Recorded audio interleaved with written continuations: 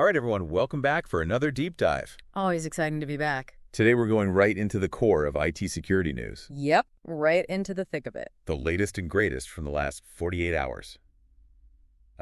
Maybe not greatest. Well, maybe not greatest. Scariest is probably the better At one. least scariest. Yeah. And the source for this deep dive, as always, it's security.de. Oh, a fantastic resource. It really is. It pulls in from like 698 RSS feeds, right? Yeah, something like that. It updates every 15 minutes, so Oh, wow. we are literally getting a real-time snapshot of what's happening Crazy. in cybersecurity right now. I know. I was just looking at the site before we started, and Yeah. it's got millions of entries. It's over 41,000 pages. It's mind-boggling. Absolutely mind-boggling, and it's so dynamic. It's just constantly changing. Yeah. I tried to pull out a few headlines that caught my eye. Yeah, what did you find? So one thing, I thought this was really interesting. This banking Trojan called Toxic Panda. Oh, yeah, I saw that one. Have you heard of this? Yeah. It's crazy because it's disguised as the Chrome browser. It is. It's crazy. Yeah, it's so sneaky. You know, it Yeah. really preys on our trust, making us think Totally. we're downloading something legitimate when Yeah. it's actually malware. Makes you really think twice, right? Absolutely. Before you click any download button. Yeah, don't click anything unless you know what it is. And then this other story, this one was a little bit bizarre. Okay. 2 Teslas crashed into each other. I saw it on a Pennsylvania news feed, Oh, interesting. and I immediately thought, could this be some kind of cyber attack? Well, it's a thought-provoking scenario, especially as our cars become more connected. Mhm. But looking at the source, I mean, there's nothing Yeah. to suggest that there was any hacking involved. Probably just an unfortunate coincidence.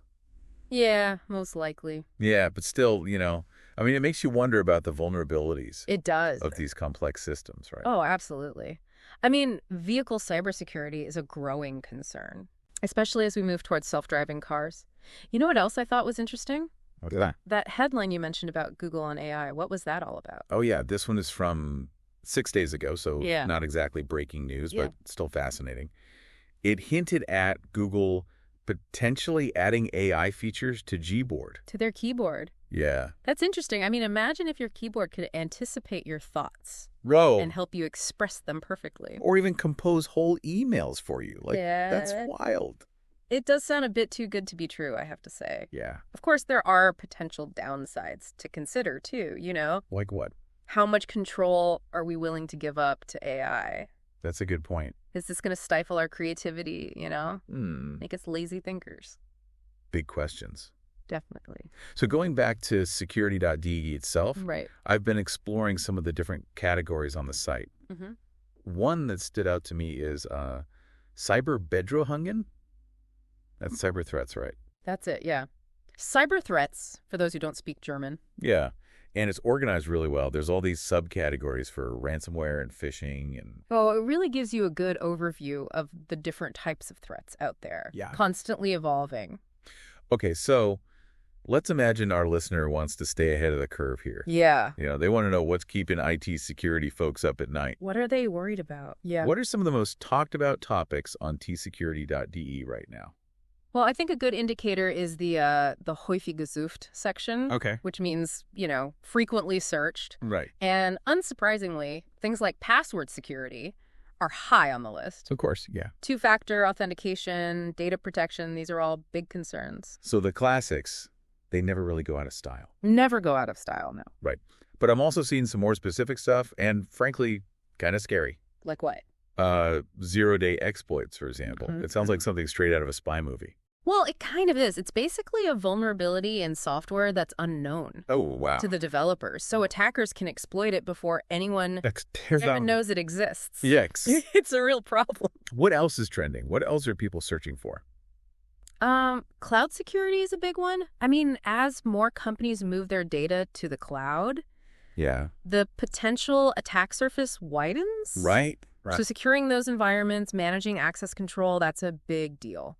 So just because your data is in the cloud, it doesn't mean it's magically protected. Exactly. It's not magic. So for those of us who aren't, cybersecurity experts, yeah. How do we even begin to make sense of all this? Yeah. It's just so much information It's a lot. It's overwhelming. coming from all directions. It is. But I think the key is to focus on building awareness, Okay. understanding the types of threats, the methods attackers use, Right. the potential vulnerabilities. That's a great starting point. Okay, so knowledge is power. I get that. But what about practical steps? Yeah. What can our listener do right now to protect themselves from some of this stuff? Well, let's start with the basics. Strong passwords, Okay. multi-factor authentication. Yeah. Those are must-haves. Right. And be very cautious about what you download Okay. and what links you click on. Even things that look harmless can be a trap. Good advice. So we've covered quite a bit already, lurking banking Trojans There's a jungle out there. to AI-powered keyboards. Yeah, who knows what the future holds. But there's still so much more on tsecurity.de, right? Oh, absolutely. I'm particularly interested in this term I keep seeing, penetration testing. Oh, yeah. It sounds a little bit counterintuitive, like intentionally trying to break into your own system. Yeah, that's exactly what it is. Really? Yeah. It's a controlled attack where ethical hackers use the same tactics Oh, wow. as real attackers Okay. to find weaknesses in your defenses. It's like a stress test Interesting. for your security measures. So you're hiring someone to try to break into your system to see how strong it is. That's right. Wild. I mean, but it makes sense. It is, yeah. Yeah. Better to find the vulnerabilities Yeah. before someone with bad intentions does. Right. And I guess that's what this whole deep dive is about, Yeah, that's it. shining a light on cybersecurity so we can all be more prepared. Exactly. Right. It's about empowering ourselves with knowledge Yeah. so we can make informed decisions and stay safe. I like that. Speaking of staying safe, there's one more category on tsecurity.de that I want to at least touch on before we wrap up this first part of our deep dive. Yeah. And that's the one labeled social engineering. Ah. Now, this isn't about hacking computers, right? No, it's not. This is about hacking humans. Absolutely. Hacking people. It's all about manipulating people into giving up sensitive information right. or granting access to systems. It's exploiting our natural tendencies to trust our human nature. our human nature. Okay, that's a little unsettling. Uh-huh. It is a bit creepy, yeah. Can you give us an example of what that might look like a real-world social engineering attack? Yeah, sure. Imagine this. You get an email that looks like it's from your bank, Okay. asking you to update your account information. Uh-huh. So you click on the link. It takes you to a website that looks exactly like your bank's website. Yeah, believable. Totally believable. So you enter your login credentials, Yeah, oh no. thinking you're doing the right thing, Yeah. but you've actually just given your information to an attacker Oh, who can now drain your bank account. that is scary. It is scary, right? So never click on links and emails that seem suspicious, Even if they look official. even if they look official. Yeah. Yeah, be very careful. So we've covered a lot in this first part of our deep dive. A lot of ground, yeah. Lurking banking Trojans, the Wow. psychological tactics of social engineering. It's a lot to think about. The cybersecurity landscape is complex. It is. It's constantly evolving, but don't get too overwhelmed. Yeah, take a deep breath. Let's take a moment to absorb all of this Yeah, let it sink in. and come back for part 2, where we'll delve even deeper Can't wait. into the fascinating world of IT security. See you then. Welcome back. Back for more. Ready to dive even deeper. Oh, yeah, deeper into the cybersecurity iceberg. It is a bit of an iceberg, isn't it? Yeah, and we were just talking about the tip of it. Yeah. Social engineering. Right. I mean, that's a whole world in itself. Absolutely. And how easily our psychology can be exploited. Yeah, that phishing email example you mentioned, Mhm. people thinking they're updating their bank information when it's really a trap. Right. It's just one tactic. Oh, of course, yeah. There's baiting, offering something enticing, Right. like a free download, a Yeah. gift card, anything like that. To lure you in. To lure you in, yeah. Yeah. Playing on our desires, Absolutely. vulnerabilities, our greed It's all there. makes you realize you've got to be skeptical. You do. Think twice before clicking anything. Always think twice. And it's not just individuals who are targeted, right? Yeah, not at all. I mean, these attacks can be used against businesses. Absolutely. Often with much higher stakes. Oh, I bet. Yeah, imagine an attacker impersonating a senior executive, Okay. sending an email to someone in the finance department, Uh-huh. requesting a wire transfer, Oh, no. and if the employee falls for it, they could lose a lot of money. a significant sum. So security awareness training Essential. for employees at all levels. Absolutely crucial. It's not just about social engineering that's got me spooked. What else is keeping you up at night? We were talking about zero-day exploits. Oh, yeah, those are nasty. Those sound like a real nightmare. They are. I mean, remember, these are vulnerabilities that the software developers don't even know about yet, so there's no patch available. You're basically defenseless. You're trying to fight an invisible enemy. Yeah, so what can companies do to protect themselves? It seems almost impossible. It's tough, but there are strategies. One approach is layered security measures. Layered. Yeah, think of it like building a castle. Wait, Multiple walls, moats, all these layers of defense. So even if one layer fails, the others can hold the line. slow down the attack. Exactly. What are some examples of these layers? Well, you've got your firewalls, Okay. the first line of defense, blocking unauthorized access to your network. Right. Then you have intrusion detection systems, or IDS. IDS? What's that? Right, so an intrusion detection system Okay. monitors your network traffic for any kind of suspicious activity. Like a security guard. Like a security guard, exactly. Patrolling. Patrolling the grounds, making Okay. sure nothing's out of place. So firewalls are the outer walls, IDS is the guards. That's it. What other layers are there? Well, you've got your antivirus software. Right.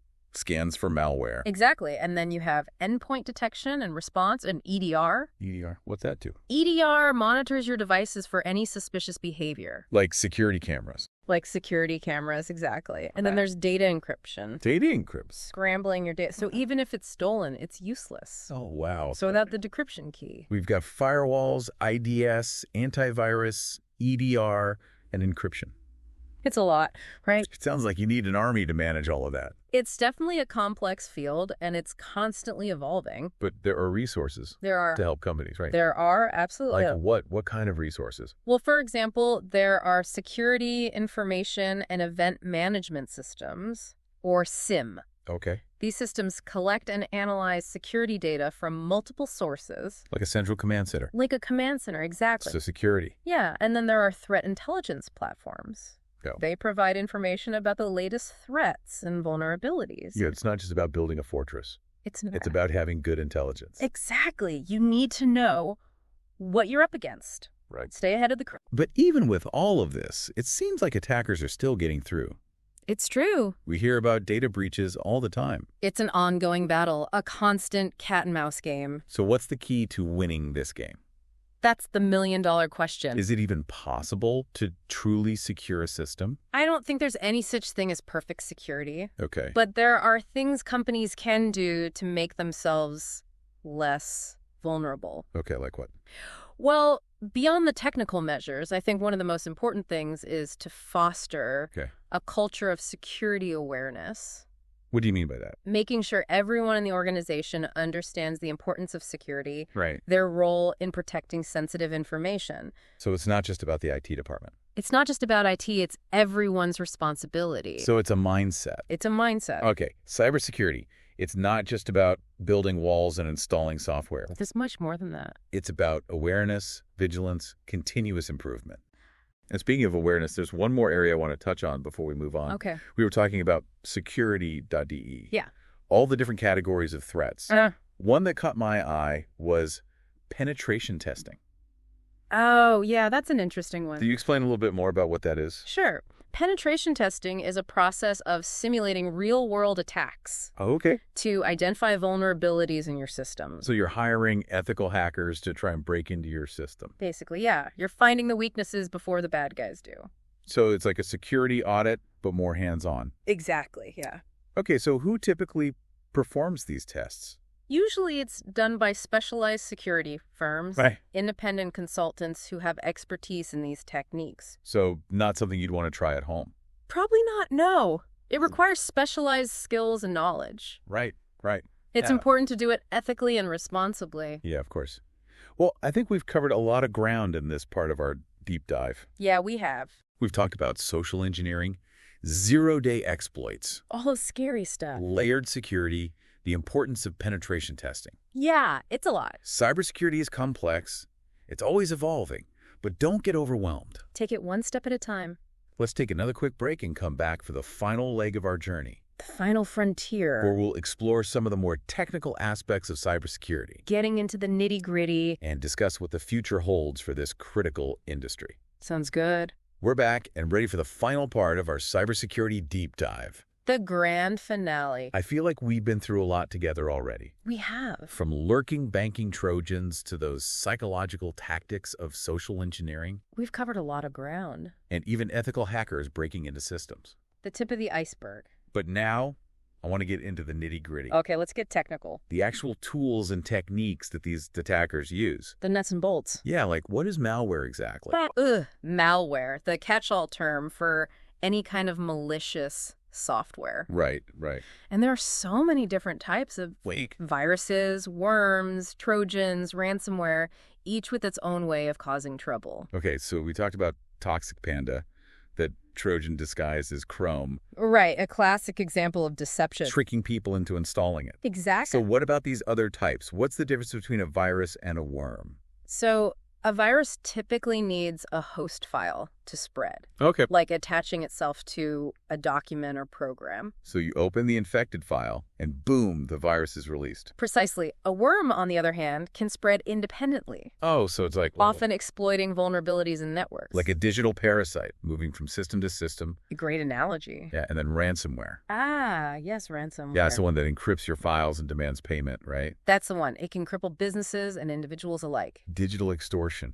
Basically. And attackers are always coming up with new ways to deliver it. Right.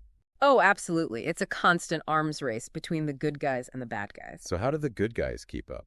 Well, one technology that's playing an increasingly important role is machine learning. Machine learning? Yeah, where computers learn from data to identify patterns and make predictions. Right, right. So it's being used to develop more sophisticated security solutions. Yeah, I see. Intrusion detection systems that can learn to recognize new threats. Oh, so it's like a digital detective analyzing your network. Exactly. Constantly on the lookout. Okay.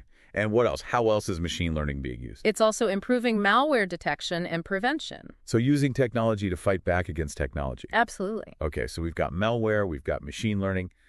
But there are these other terms that I just don't really understand, like SQL injection and cross-site scripting. Ah, yes, the more technical terms. They sound like gibberish to me. Let's break them down. Think of SQL injection as manipulating the language used to communicate with databases. Tricking the database. Exactly. Into revealing its secrets. By injecting malicious code into a website's input fields, attackers can gain access to sensitive data. Exactly. And what about cross-site scripting? What's that all about? Cross-site scripting, or XSS, is another technique that exploits vulnerabilities in websites. Okay, so how does it work? It involves injecting malicious scripts into websites that are then executed by unsuspecting users. So just visiting a website could put you at risk. It's possible. Of what? These scripts can steal cookies, redirect you to malicious websites. Oh, no. Or even install malware on your computer. So many vulnerabilities, it feels like a minefield out there. It can feel that way. But the good news is developers are becoming more aware. Yeah. And taking steps to prevent these things. Okay, so it's a combination of technology and awareness, like you said before. Absolutely. Cybersecurity isn't just an IT issue. Right. It's everyone's responsibility. We all need to do our part. Be cautious. Exactly. Stay informed. Absolutely. And the more we understand about cybersecurity, the better equipped we'll be to protect ourselves and our organizations. I completely agree. So on that note, I think we've reached the end of our deep dive. I feel like we've explored every nook and cranny. We've gone from the headlines to the nitty-gritty. The whole spectrum. And hopefully helped our listeners understand this complex world a little bit better. Absolutely. It's all about awareness. So stay informed, stay vigilant, and until next time, stay safe out there. See you next time.